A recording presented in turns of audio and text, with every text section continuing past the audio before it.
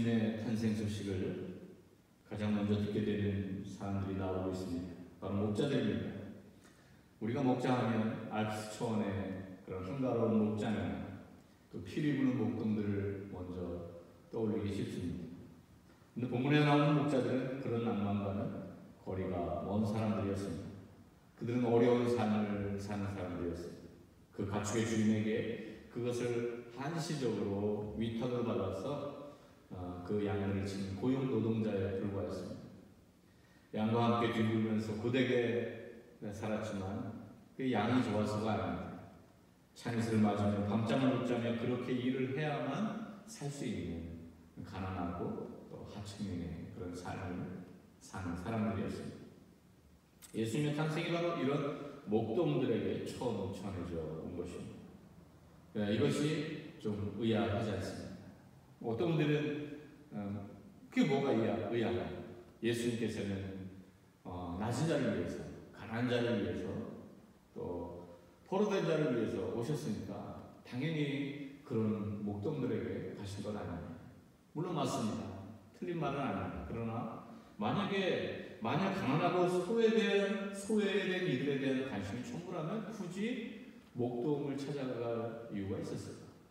꼭 목동이어만 했을까? 그런 생각이 듭니다.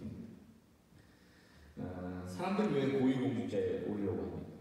사람들이 왜 진급에 목을 매고 왜 권력을 잡으려고 합니까? 신분과 위치에 따라서 다룰 수 있는 정보의 양과 질이 달라지기 때문입니다. 세상의 질서는 그 정보를 누가 가지고 있느냐 거기에 따라서 모든 권력과 부가 그 사람에게 옮겨가는 경우가 많습니다. 지금 부가 어디로 이동 중인지, 권력이 누구에게 움직이고 있는지 우리가 모르는 정보를 미리 알고 또 많이 알고 빨리빨리 움직이는 사람들이 있습니다. 그 사람들이 앞서가는 것이죠. 그 사람들이 부와 또 권력과 명예를 갖는 것이죠. 그러면서 예수님의 탄생 소식은 정보 전달에 있어서 상식을 깨고 있는 것입니다. 당시의 그런 기득권층, 당시의 그 높은 상류층들은 전혀 모르고 쿨쿨 잠을 자고 있던 시간에 그 초원에서 양들과 함께 뒤굴면서 그 고생하던 그 목자들은 이 소식을, 이 정보를 빨리빨리 받아들게 되는 것입니다. 오늘 저는 여기에 좀 초점을 맞추고 싶습니다. 왜 하필이면 목자예요? 누가는 이 땅에 있는 목자들을 통해서 하늘에서 내려오신 선한 목자의 모습을 예고하고 있는 것이다. 이런 해석을 봤는데 저는 여기에 포인트를 두고 싶습니다. 땅에 있는 목자들을 통해서 하늘에서 내려오신 선한 목자의 모습을 예고하고 싶다. 누가가 말이죠. 양을 치는 이 목자들에게도 목자가 필요했습니다. 또 우리 모두에게 목자가 필요합니다. 왕에게도 목자가 필요하죠. 여러분, 목자만큼 양의 상태를 잘 알고 또 양들의 필요를 잘 아는 사람들이 누가 있겠습니까? 왕들에게도 목자가 필요해요. 그 다윗 왕이 자기 인생을 돌아보면서 시편 13편에서 여호와는 나의 목자시니 이렇게 고백을 하죠. 자, 목자가 하는 역할, 목자가 하는 일들이 뭘까요? 그 시편 23편을 기준으로 해서 보면 목자들은 양들의 그 육적인 필요를 채워줍니다. 그래서 푸른 초장, 맑은 물가로 하나님께서 나를 인도하셨다. 그렇죠. 목자는 풀을 찾아서 양들을 이끌고 계속해서 이동합니다. 그리고 또 사망의 음침한 골짜기에서 건져냈습니다. 육적인 필요가 있는데 그것을 채워주시는 분입니다. 그런가 하면 영혼의 필요가 있습니다. 사람에게 영혼의 필요가 있어요. 정서적으로 불안정하고 고독하고 외로울 때 있습니다. 다운될 때 있습니다. 우울해질 때가 있습니다. 근데 다윗이 뭐라고 고백합니까? 내 영혼을 소생시키시고 자기 이름을 위하여 의의 길로 인도하셨다.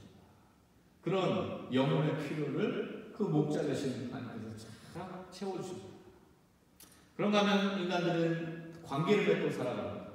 관계를 맺고 살아가기 때문에 그 관계 속에서 필연적으로 상처를 주고받게 되어 있습니다. 다윗에게도 얼마나 많은 대적들이 있었습니다. 가까웠던 이들이 자기를 배신하고 떠납니다. 가장 믿었던 자식들에게도 어려움을 당합니다. 그런 다윗이 자기 목자 되셨던 그 하나님께서 그 모든 관계적인 필요에서도 결국은 모든 것들을 회복해 주시더라라고 하는 것을 보게 됩니다. 내 원수의 목전에서 내게 상을 줄 것이고 기름으로 내 머리에 바르셨으니 내 잔이 넘치리라. 할렐루야.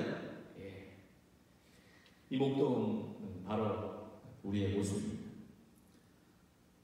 우리 예수님께서 우리에게 이 땅에 오실 때 선한 목자의 모습으로 이제 오셔서 그 길을 잃어버리고 어디로 가야 될지 갈 바를 알지 못하는 많은 양들을 찾아오신 것입니다. 사랑하는 성도님, 돌봐야 될 양이 있었던 것처럼 우리 모두에게 돌봐야 될 가족들이 있습니다. 돌봐야 될 사업들이 있고요. 돌봐야 될 여러 관계들이 있습니다. 그런데 올 한 해 2020년 여러분들이 달려오시면서 얼마나 많이 불안하셨어요. 얼마나 많이 또 외롭습니다. 작은 일에도 서운했던 때는 없으십니다. 비상적인 관계에서는 상처도 없습니다. 가족들에게도 서운하고 수많은 사람들과 같이 있어도 외롭고 우리에게는 품에 안겨 엉엉 울 수 있는 그런 목자가 너무나 필요한 것입니다. 우리 하나님께서는 그걸 너무나 잘 아시고 이 땅에 친정한 목자가 사랑하는 독생자 예수를 이 땅에 보내주신 것입니다. 제가 한 번 어떤 영상을 보는데 정말 유명한 분이에요. 어른입니다. 나이가 먹을 만큼 먹었어요. 그런데 그분이 더 나이가 많은 어른을 찾아갑니다. 거의 100세가 가까워 90이 넘은 그 어른을 찾아갑니다. 근데 찾아갔는데 그 어른이 이 찾아간 그 유명한 그 분을 또 잘 아는 분, 그분의 이모님하고도 잘 알아요. 근데 무슨 얘기를 하시다가 어머님이 많이 편찮으시다고 얘기를 들었는데 얼마나 마음이 아픈가 하고 그렇게 말을 건네니까 이 어른이 막 눈물을 펑펑 쏟으면서 그 90 되신 그 분의 팔을 잡고 함께 우는 거예요. 이 자기의 마음을 알아준 거죠.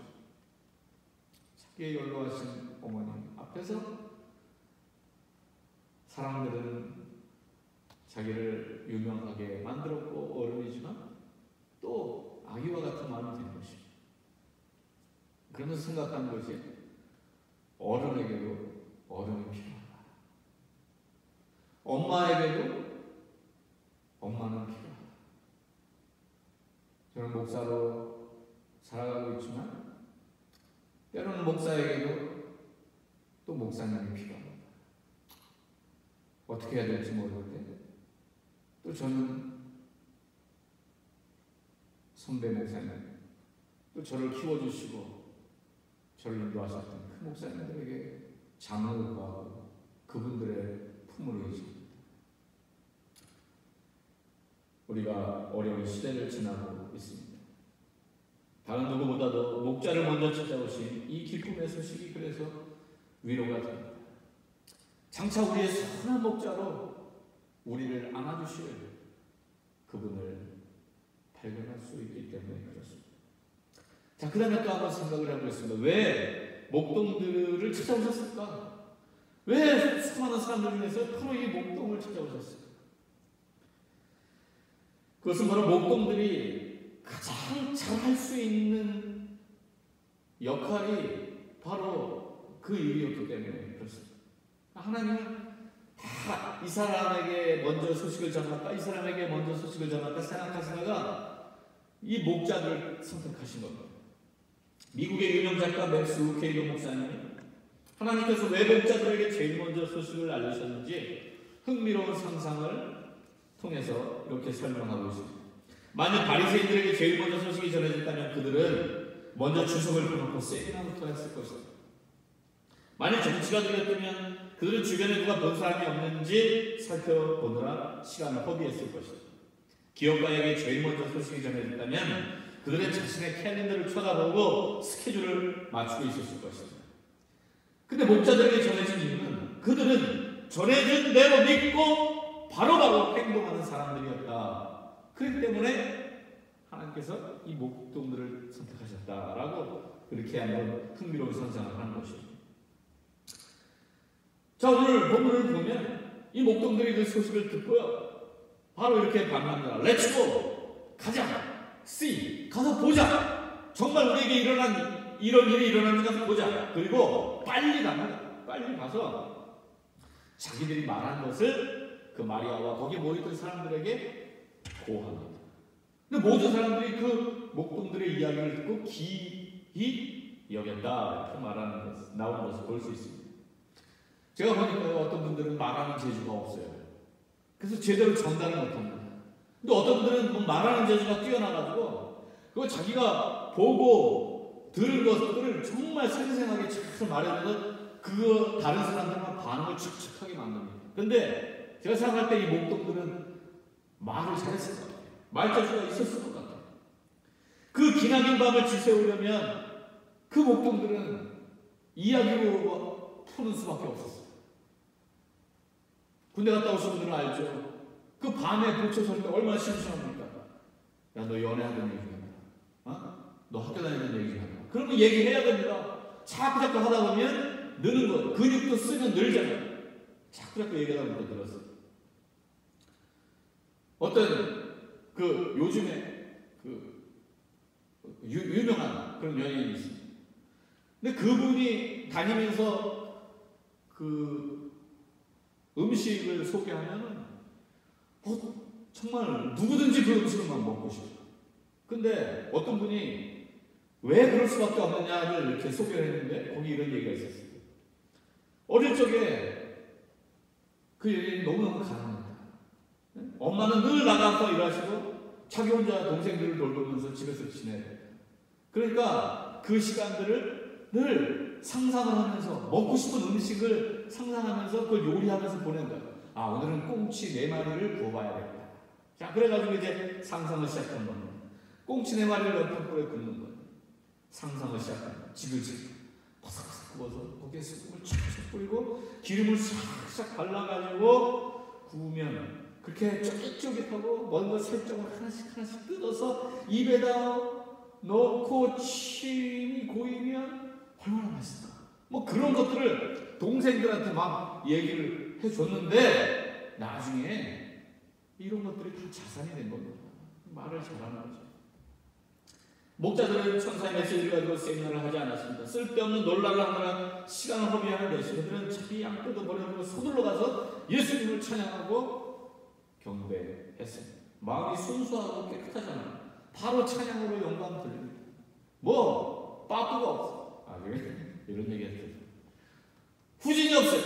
딱 가가지고 딴 생각 안 하고 바로바로 반응하지 않습니다. 마음이 순수해야 됩니다. 네? 하나님은 메시지에 반응할 줄 아는 사람들에게 소식을 전해주십니다. 여러분, 이게 요즘 같은 때 다 어렵지 않습니까? 근데 어떤 분들은 여기서도 너무 머리가 복잡하고 이 생각 저 생각 계산하고 그러면 더 힘들어요. 우리의 신앙이 하나님의 메시지에 빨리빨리 반응하고 서둘러 가서 행하는 신앙이 될 때 참된 성탄을 맞이할 수 있는 것입니다. 하나님은 우리를 너무나 잘 아십니다. 각자 은사가 있어요. 또 우리는 이 역사의 무대에서 각자 맡은 역할이 있습니다. 우리가 모세오경을 아침마다 이제 다 굿모닝 바이블을 통해서 받고 이제 여호수아까지 끝냈습니다. 거기서 보니까 그 더 확실하게 느낄 수 있어요. 모세는 모세대로의 역할이 있고 여호수아는 여호수아의 역할이 있고 갈렙은 갈렙으로서의 역할이 있었습니다. 요셉의 역할이 또 따로 있었어요. 요셉 때문에 200국이 애굽에 들어와요. 근데 요셉은 하나님께서 분명히 우리들을 다시 우리 조상의 땅으로 인도할 것을 믿었어요. 자기의 시신을 이 땅에 묻지 말고 아예 조상의 땅에 묻어달라. 이거를 유언합니다. 근데 모세에게 유언하는데 모세가 가나안 땅에 들어가지 못하고 또 죽어야 됩니다. 여호수아에게 또 부탁한다. 요셉이 이런 유언을 했다. 이거 해야 된다. 그래서 결국 여호수아 때에 세겜 땅에 그 요셉의 해골이 묻히게 됩니다. 다 각자의 역할이 있어요. 그러니까 정말 이 목동들이 이렇게 쓰임 받은 것입니다. 목동들이 이렇게 쓰임. 여러분들은 어떻게 쓰임 받으시겠어요? 다 쓰임 받을 수 있는 그 역할들이 있습니다. 그것을 잘 감당하시기 바랍니다. 이 목동에게 전해진 소식은 어떤 소식이었어요? 온 백성에게 미칠 큰 기쁨의 소식을 전하더라. 온 백성에게 미칠 큰 기쁨의 소식. 몇몇 특권층들에게 주어지는 편파적인 소식이 아니라 모든 사람들에게 주어지는 소식이었어요. 어떤 분이 책에서 이런 걸 썼어요. 과연 목자들만 천사들의 소식을 들었을까? 이런 질문을 한 겁니다. 어떤 교수님이 크리스마스의 숨은 이야기 이런 걸 쓴 교수님이 그런 상상을 합니다. 목자만이 아니라 하나님께서는 다른 사람들에게는 그 소식을 보내셨을 것이다. 이렇게 주장합니다. 물론 성경에는 나오지 않지만 그렇게 상상할 수 있는 거예요. 동방의 박사들에게까지 신비한 별을 통해 소식을 전해주셨다는 것은 모든 사람들에게 각양 각색의 방법으로 소식을 전해주셨을 것이라고 볼 수 있다는 것입니다. 그의 주장대로라면 그날 밤 베들레헴 자기 집에서 평안히 자던 사람들에게는 꿈을 통해서 하나님이 그 메시아의 나심을 알려주셨을 수도 있습니다. 그런가 하면 상인에게도 여관 주인에게도 어쩌면 헤롯 궁에 있던 그 궁궐의 신하들에게도 천사들이 나타나서 아기 예수의 탄생을 알려주었을 것입니다. 그런데 반응한 것은 목자들이 반응한 것이죠. 성탄의 소식은 지금도 모든 이들에게 동일하게 전해집니다. 오늘날에는 교회보다도 오히려 바깥에서 성탄을 더 기뻐하지 않습니다. 화려하게 장식하고 좋아하지 않습니다. 그런데 반응은 아기 예수 탄생의 의미와 이런 거에는 무감각하고 상업적으로 이용하는 그런 우울을 범하는 것이죠. 목자들처럼 듣고 진실되게 받아들이느냐 아니면 듣지만 반응하지 않느냐 이 차이가 영생과 또 멸망을 만들어내는 것입니다. 오늘날 다윗의 전에 너희를 위하여 구원하셨으니 곧 그리스도 주시니 지극히 높은 곳에서는 하나님께 영광 땅에서는 기뻐하시는 이런 자들의 중에 평안하다. 우리 예수님께서 이 땅에 태어나신 이 소식을 가장 먼저 듣고 이 소식을 기쁨으로 전하는 그런 목자들. 우리 하나님께서는 그 소식이 우리의 마음 깊은 곳에 감격과 기쁨으로 오기를 원하십니다. 저와 여러분들이 어려운 한 해 보낸 2020년도에 이런 성탄의 기쁜 소식을 다시 한번 마음에 받아들이고 우리 각자의 맡은 역할을 잘 감당해 가시기를 주의 이름으로 축원합니다. 기도하겠습니다. 하나님 아버지, 일상이 흔들리고 혼돈 가운데 세상이 있습니다. 하나님, 삶의 아픔을 가진 내면의 공허로 인해서 주저하는 사람들이 많아지고 있습니다. 아버지, 들려오는 소식은 확진자들이 점점 늘어나고 있다는 소식과 병원의 병상이 모자라가고 있다. 점점 핸들할 수 없는, 제어할 수 없는 막바지 상황으로 가고 있다라고 하는 그런 소식들이 우리의 마음을 불안하게 합니다. 하나님 아버지, 우리가 어려운 시기를 보내고 있지만 더욱더 주님을 신뢰하고 주님 오시는 그날까지 묵묵히 사명 감당하는 우리 모두가 되게 하여 주시옵소서. 우리가 찾는 진리의 회복의 빛이 오직 빛으로 오신 주님께만 있음을 고백합니다. 빛으로 오신 주님을 환영합니다. 이 땅에 평화의 왕으로 오신 주님을 모십니다.